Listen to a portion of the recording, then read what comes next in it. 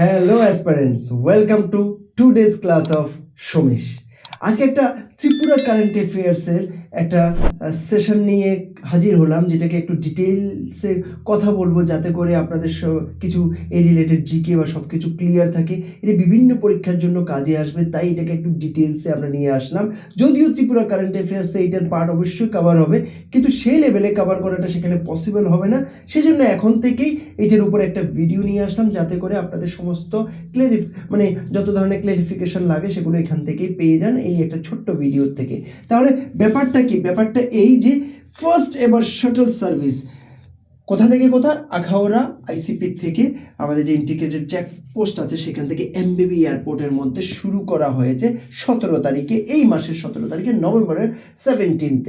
এটা একটা খুবই গুরুত্বপূর্ণ মাইলস্টোন। এর আগে কোনো শাটল সার্ভিস ছিল না, কিন্তু সেখান থেকে এক ডেস্টিনেশন থেকে আরেক ডেস্টিনেশনে আসার জন্য কিন্তু ওনাদেরকে অন্যান্য সার্ভিস ইউজ করতে হতো, ডাইরেক্টলি শাটল সার্ভিস ছিল না। ওকে, তো এটা যদি আমরা ডিটেলসে যাই, প্রথমত হচ্ছে যে আখাউড়া ইন্টিগ্রেটেড পোস্ট সম্বন্ধে একটু আমরা জেনে নিই। সেটা মনে রাখবেন 17 নভেম্বর 2023 কিন্তু এখন কি হয়েছে, শাটল সার্ভিসটা শুরু হয়েছে। কিন্তু 10 বছর আগে, আর এবার 11th ইয়ার কিন্তু, ওকে, 11th ডে 11th ইয়ারের ডে এবার পালন হয়েছে, ইনোগ্রেশনের ডেট পালন করা হয়েছে। কিন্তু অ্যাকচুয়ালি সেটা 10 বছর আগে হয়েছিল।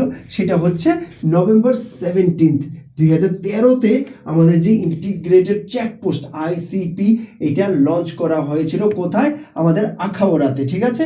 আর এটা হচ্ছে আমাদের আগরতলার জন্য একমাত্র বর্ডার পোস্ট যেটা খুবই গুরুত্বপূর্ণ অ্যাকচুয়ালি। আর যখন করা হয়েছিল তখন আমাদের ত্রিপুরা চিফ মিনিস্টারও ছিলেন, আর ইউনিয়ন হোম মিনিস্টারও সেখানে প্রেজেন্ট ছিলেন, ঠিক আছে। আর এটা কি জন্য গুরুত্বপূর্ণ?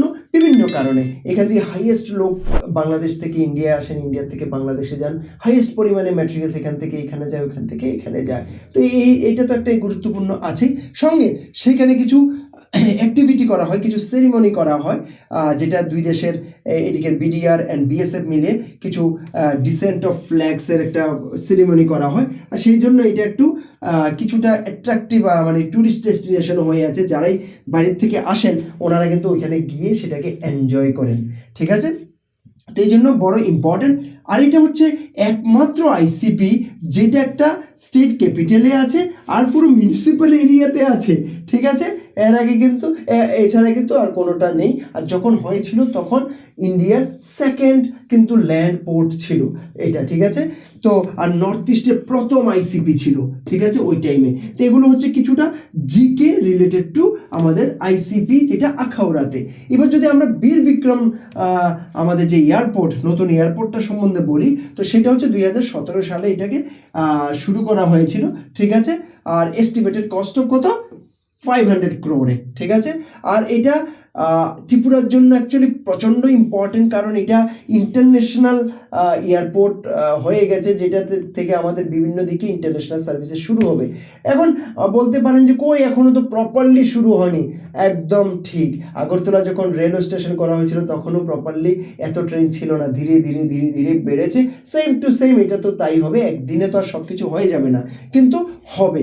আর এটা যে টোটাল এরিয়াটা, বিল্ডিংটার যে টোটাল এরিয়াটা, সেটা যদি দেখা যায়, total 30,000 square meter is not a joke, it's huge considering Tripura is huge, okay। এটার মধ্যে যাতে প্রায় 1000 ডোমেস্টিক প্যাসেঞ্জার যাতে হ্যান্ডেল করা যায় ওই হিসাবে এটাকে বানানো হয়েছে, প্লাস 200 ইন্টারন্যাশনাল প্যাসেঞ্জার যাতে ইন এ পিক আওয়ার যাতে এটাকে কন্ট্রোল করা যায় সেই হিসাবে বানানো হয়েছে। আর এটার মধ্যে কিন্তু 20 চেক ইন কাউন্টার্স আছে, ত্রিপুরার হিসাবে কিন্তু এটি হিউজ, ঠিক আছে। আবার 8 and 2 কিওস্ক আছে, আবার 6 পার্কিং স্ট্যান্ড আছে। ওভারঅল যদি আমি কথা বলি, এটিএম থেকে শুরু করে, মেডিকেল পারপাস থেকে শুরু করে, প্রেয়ার রুম থেকে child care, private launch, food court, সব কিছু আছে আমাদের এমবিবি এয়ারপোর্টে। তার এটা পুরো ইন্টারন্যাশনাল স্ট্যান্ডার্ডের কিন্তু ত্রিপুরার এমবিবি যে আমাদের এয়ারপোর্ট সেটা। আরেকটা ইম্পর্টেন্ট হচ্ছে যে এখানে আস্তে করে বুঝে যাবেন, এখন এটা কে লঞ্চ করেছে এটাও কিন্তু জানা দরকার।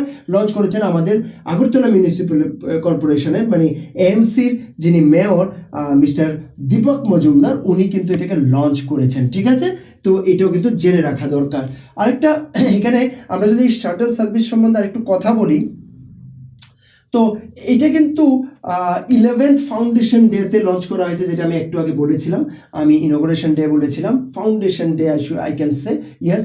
তো এই যে এটা শুরু করা হয়েছে, এটাতে কিন্তু অনেক রকমের ভালো হবে, প্রসপারিটি হবে, ত্রিপুরার জন্য ভালো হবে, বাংলাদেশের জন্য ভালো হবে, আর ইনডাইরেক্টলি ইন্ডিয়ার জন্য আর বাংলাদেশের জন্য ভালো হবে। এই কোঅপারেশনটাতে কি হচ্ছে, এমবিবি আর এর মাঝখানে যে দূরত্বটা কিন্তু মানুষের জন্য অনেকটা ইজি হয়ে গেছে। আগে কি ছিল, জেনারেল অটো ছিল বা অন্যান্য প্রাইভেট সার্ভিস ছিল, এখানে কি হয়ে যাচ্ছে, ওরা অনেকটা কনফিডেন্স পাবে যে এটা গভর্নমেন্টের শাটল সার্ভিস একটু লো কস্টে দেওয়া হচ্ছে, যাতে করে মানুষ ইজিলি কিন্তু এমবিবি আমাদের এয়ারপোর্টে যাতে পৌঁছে যেতে পারেন, ঠিক আছে? তো এবার এখানে আরেকটা ব্যাপার কি হচ্ছে, একটা ইম্পর্টেন্ট জিনিস দেখুন, এক সময় এমন ছিল 30 থেকে 40 হাজার লোক ইন্ডিয়া থেকে ওইদিকে যেত, ওই দিক থেকে ওইদিকে আসতো, ঠিক আছে, প্রায়। তো সেই জায়গাতে আজকে পুরো অ্যানুয়ালি কিন্তু এখনকার দিনে কিন্তু প্রায় মান্থলি 40,000 লোক এদিক ওদিক যাচ্ছে, বুঝতে পারছেন? তো কি লেভেলে সেটা বেড়ে গেছে।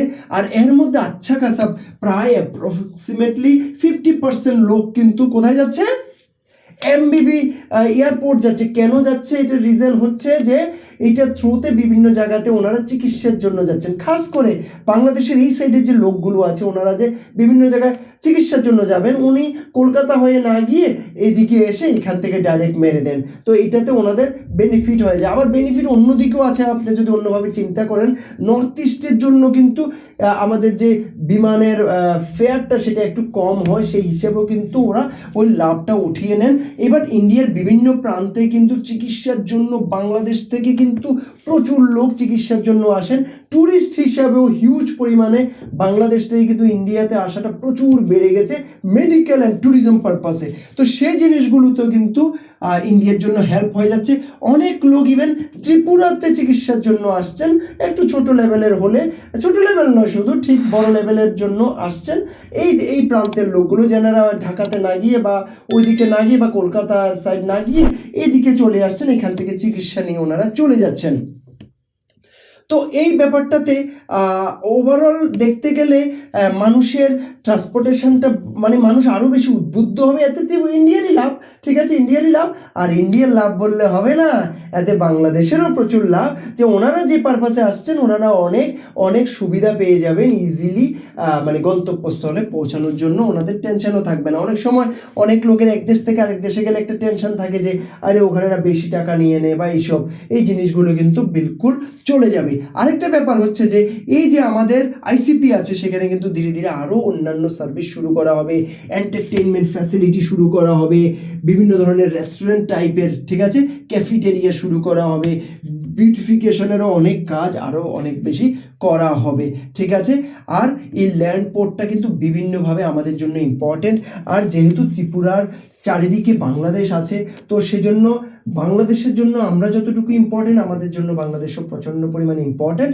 অ্যান্ড সেটা আলটিমেটলি ইন্ডিয়া অ্যান্ড বাংলাদেশের জন্য মানে বোথ ওয়ে মিউচুয়ালি এটা খুব বেনিফিশিয়াল। আর এতে ইন্ডিয়াতে যারা যেটা আমি আগে বলেছি, যারা আসছেন বিভিন্ন কাজে, ওনারা আরও বেশি উদ্বুদ্ধ হবেন আসার জন্য। আর আমাদের যে এমবিবি এয়ারপোর্টটা শুরু করা হয়েছে, সেখানেও যখন আরও লোক আসবেন, হতে পারে এখন আমাদের যে ভবিষ্যতে একটা কথার কথা মালয়েশিয়ার জন্য ধরুন ফ্লাইট শুরু হলো, তো ওনারাও এদিক ওদিক না গিয়ে আগরতলায় এসে মালয়েশিয়া চলে যাবেন। এতে কিন্তু ইন্ডিয়ারও লাভ হচ্ছে, বাংলাদেশেরও লাভ হচ্ছে। তো মিউচুয়ালি অ্যাকচুয়ালি বন্ধুত্বপূর্ণ যে কান্ট্রিগুলো হয়, একজন আরেকজনকে এইভাবে হেল্প করেই আগে যেতে হবে। এটা সবার জন্য ভালো, কারোর জন্য ক্ষতি নেই। আশা করি পুরো ইনফরমেশনটা ওই জিকে আপনাদেরকে বুঝিয়ে দিতে পেরেছি। জিনিসটা কাজে আসবে 100%। কোনো ইনফরমেশান যেগুলো ইম্পর্টেন্ট সেগুলো নোট ডাউন করে নিন, সেগুলো কিন্তু কাজে আসবে। আমি আর এখানে কোশ্চেন আর অ্যান্সারের কোনো কথা বলছি না, ডাইরেক্টলি ইনফরমেশান বুঝিয়ে দিয়েছি। যদি ভালো লেগে থাকে অবশ্যই লাইক করবেন, বন্ধুদের সঙ্গে শেয়ার করবেন, সাবস্ক্রাইব না করলে করে নেবেন, ফেসবুকে ফলো করে দেবেন। আর কমেন্ট করতে ভুলবেন না, আর কি ধরনের ভিডিও লাগবে এগুলোও জানাবেন। আমাদের টেটের উপরেও কোর্স শুরু হয়ে গেছে, এসএসসির উপর শুরু হয়ে যাবে খুব তাড়াতাড়ি। ওভারঅল মিলিয়ে সৌমিশের সব ধরনের ফ্রি কন্টেন্টও পেতে যাচ্ছেন, আর সঙ্গে পেইডে যদি আপনারা সে স্টাডি ম্যাটেরিয়াল হোক, আর কারেন্ট অ্যাফেয়ার্স হোক, রিলেটেড হোক, জিকে রিলেটেড হোক, সব ধরনের হার্ড কপি অ্যাভেলেবেল আছে। সঙ্গে আপনার কোচিংও অ্যাভেলেবেল আছে সব ধরনের কোর্সের জন্য। Anytime you are welcome to visit our Akhaura branch and see with your eyes the demo notes as well as classes. It's up to you to decide you will go there or not. I'm just saying it. Okay. Thank you very much once again for listening to this video and showing us a lot of love in our videos. Nowadays you guys are loving us a lot, and because of this thing only we are so much motivated that we are coming up with new types of videos for all of you.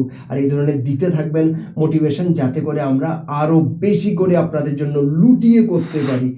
আর এটার জন্য like, share, subscribe সব কিছু খুব দরকার। আশা করি আপনারা বুঝে গেছেন। Thank you.